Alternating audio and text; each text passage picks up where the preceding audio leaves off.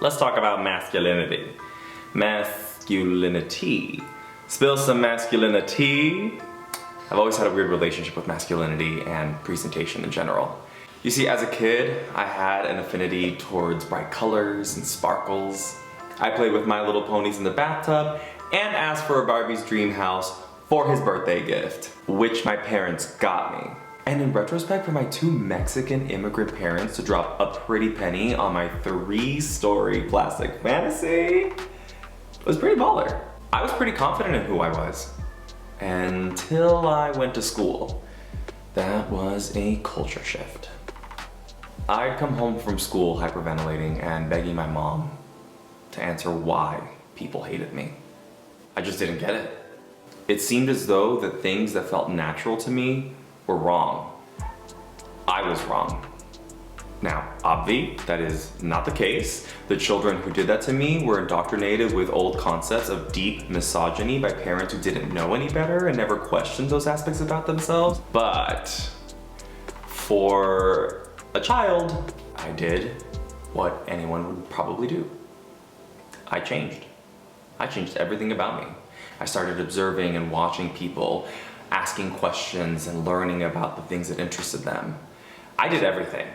I went from punk emo kid, to drama kid, to frat bro, and I even stretched myself as far as lesbian praying mantis.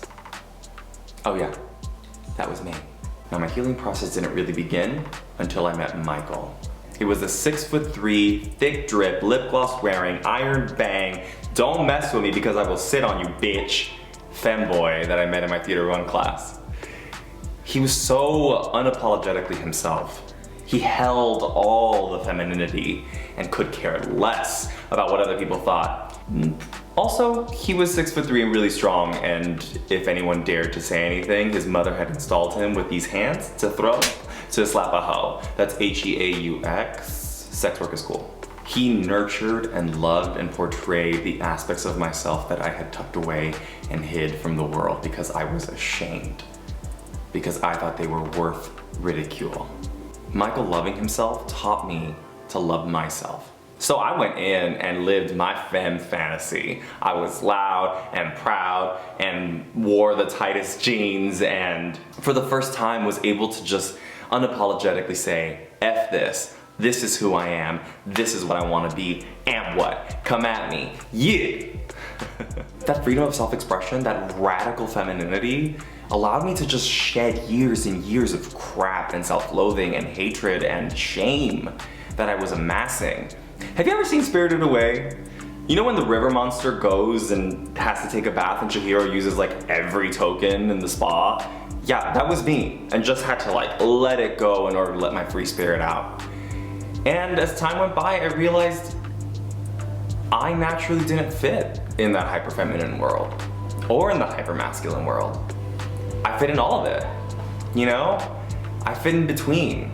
I loved being able to go to one end and go to the other. I loved being able to talk about just about everything with everyone, except for sports. I never really liked sports. I mean, I could talk about it, but honestly, it just doesn't interest me. I think it's awesome though.